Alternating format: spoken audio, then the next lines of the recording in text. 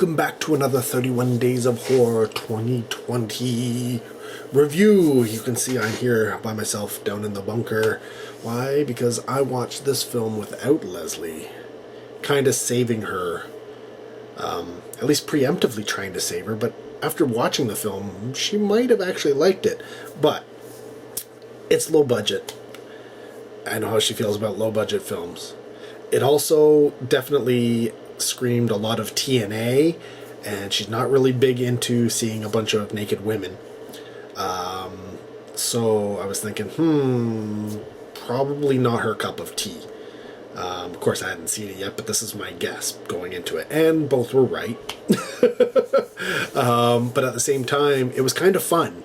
And had it been a little bit more gory and a little bit, more over the top with the kills, she probably would have been able to overlook the TNA. But that being said, the film we're talking about is Die Delta Pi. Isn't that title amazing? And look at it. This cover screams like this is an 80s film, 1980s, right? No, this is from 2013. What?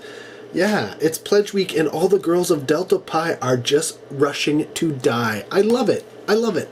Tagline is great. Title of the film is great. Cover for this DVD is great. Probably the poster artwork is pretty much the same thing. I think it is, except it has like all the film stuff here. Yeah, also great. So yeah, what is the film about? Well,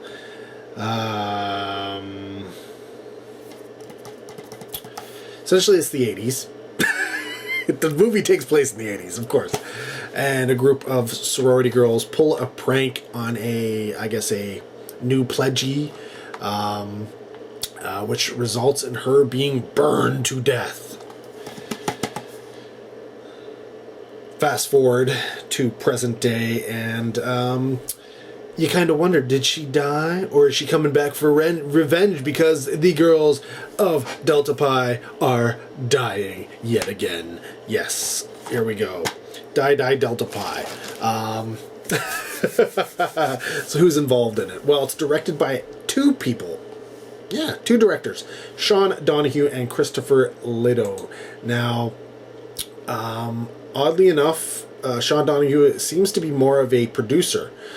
Before this film, the only directing he had outside of shorts was If I Can't Have You and Joe Vampire.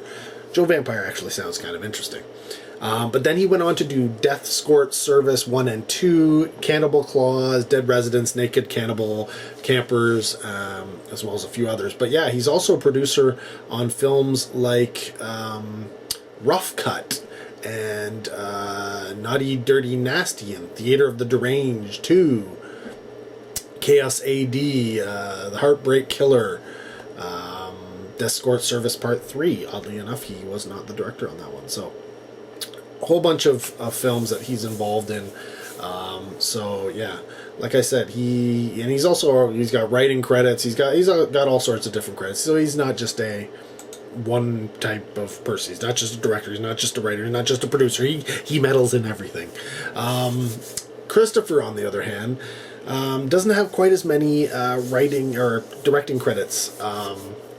He started off with If I Can't Have You, oddly enough.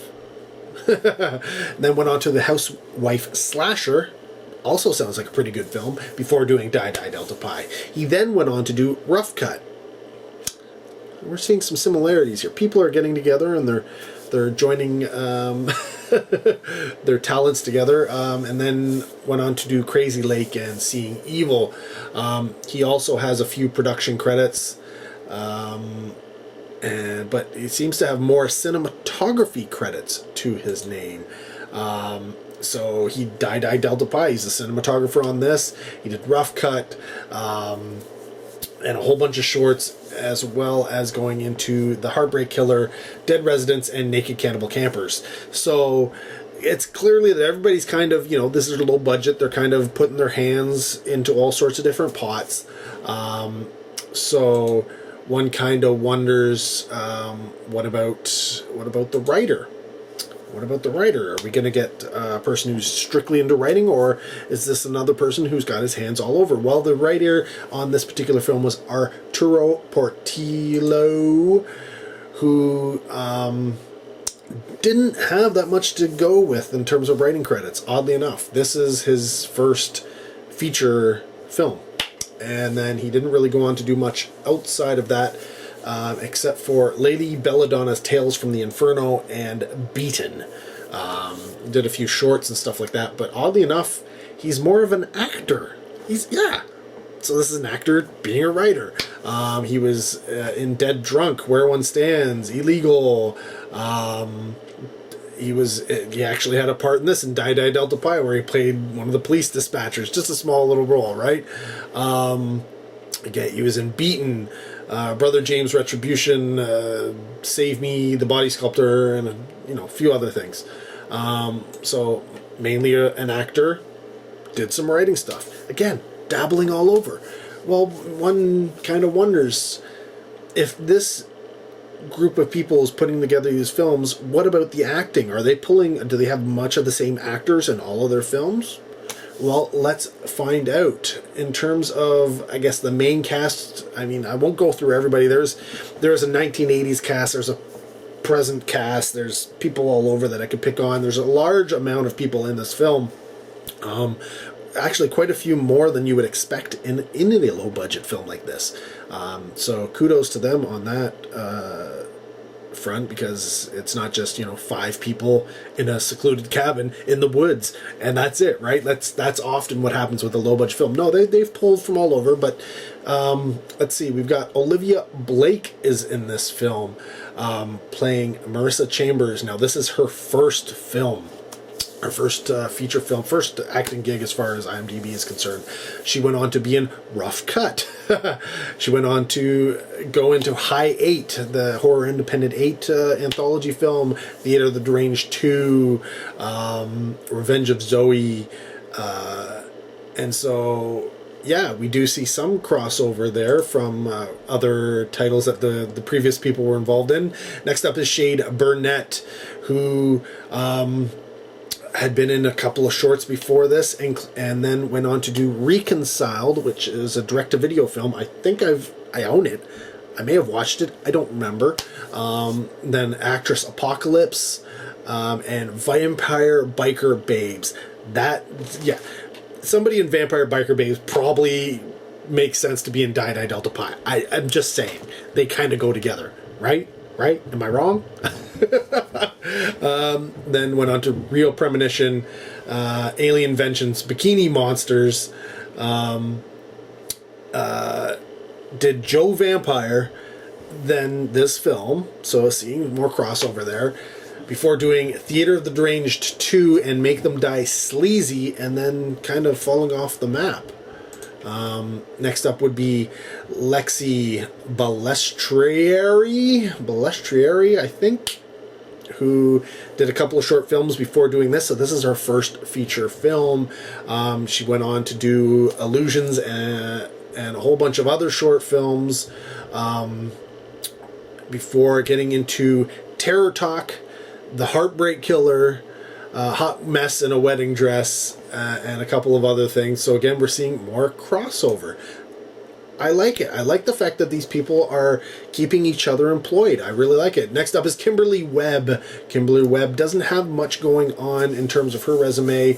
A few short films before this, then went into The Housewife Slasher, Die Die Delta Pi, Rough Cut, before essentially falling off and not really doing much between 2013 and 2019. And then she did a short and one episode on a TV series. Go figure.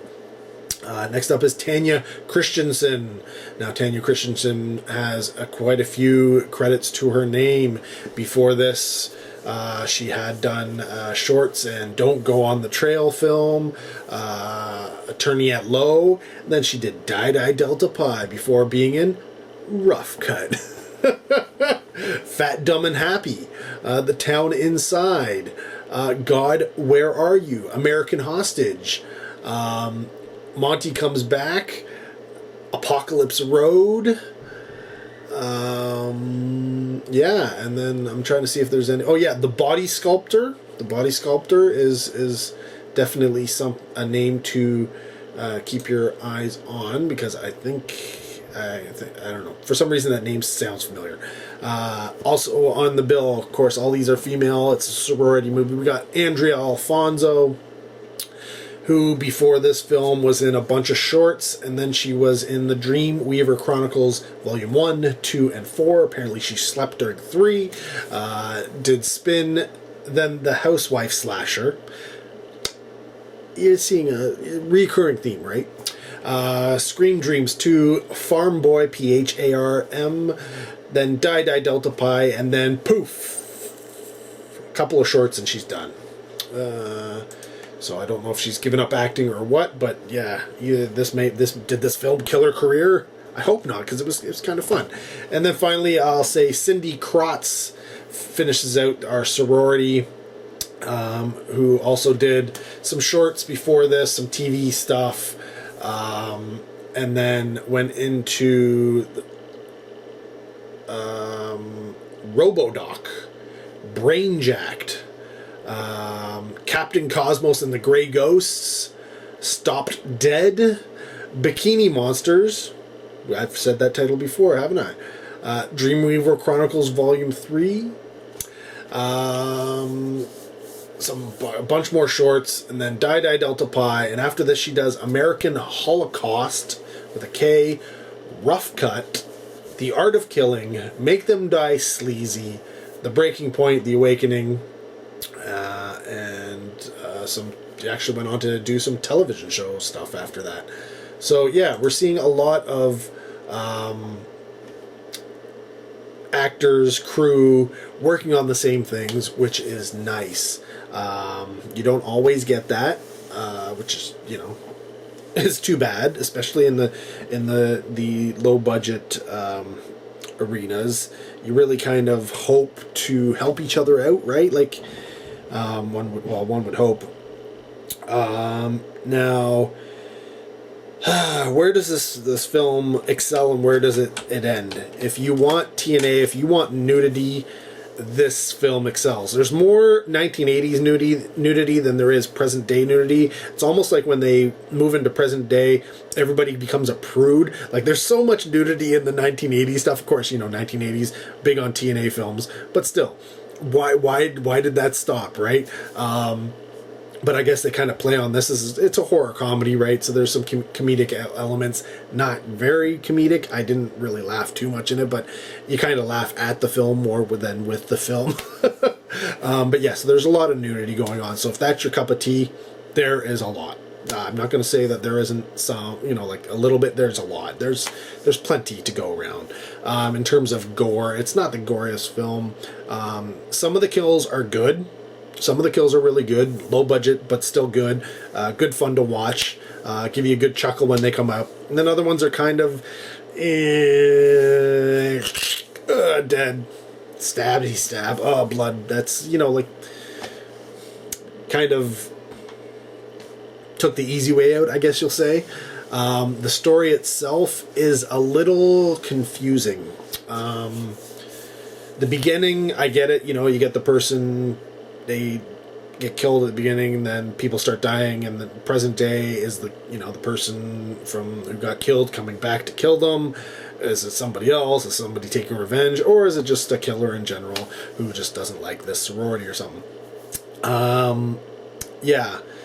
There's the whole transition of what happened in the past to how that affects the present day is a little muddled.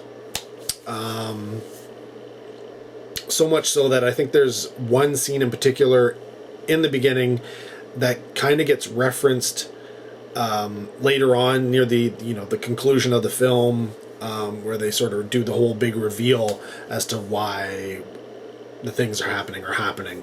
And it's just like, that's a little weak. You get it. I mean, it's pretty straightforward. What you're thinking is probably exactly what is the story, and the whole, you know, who the killer is and who the killer isn't, and et cetera, et cetera. What you're thinking is probably right without even having seen the film.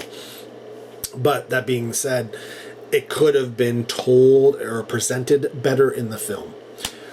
Because of that, I really have to knock it. The sound quality on this one isn't great. There are moments where it's good and moments where it's kind of bad.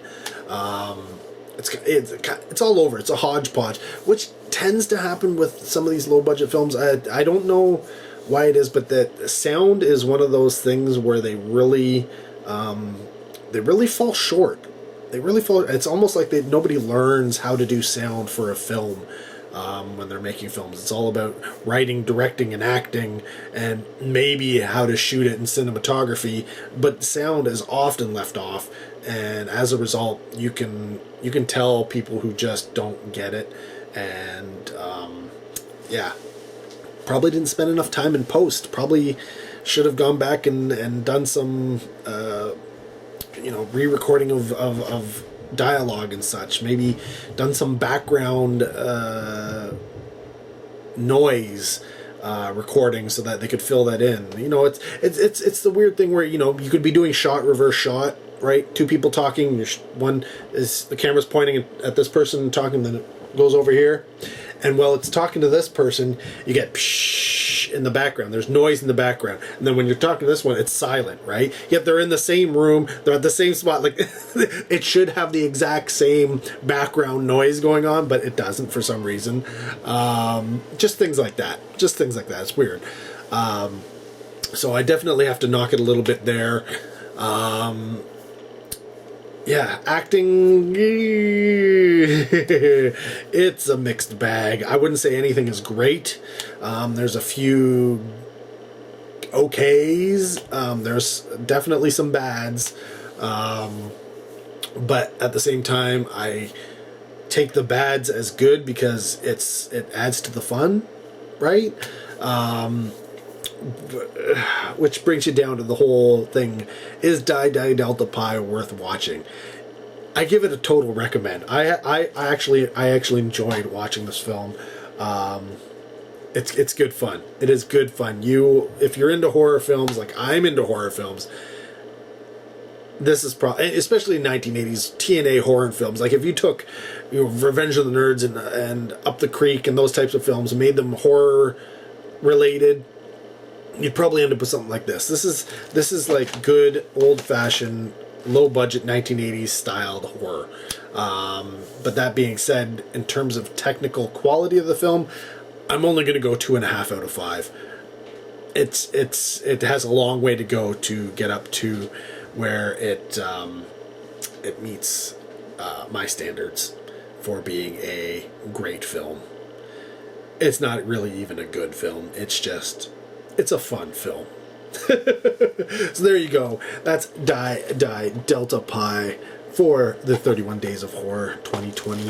If you've seen the film, comment down below. Let me know what you thought of it. Keep it spoiler free if possible. But yeah, love to hear from you. Thanks for watching. Till next video, take care.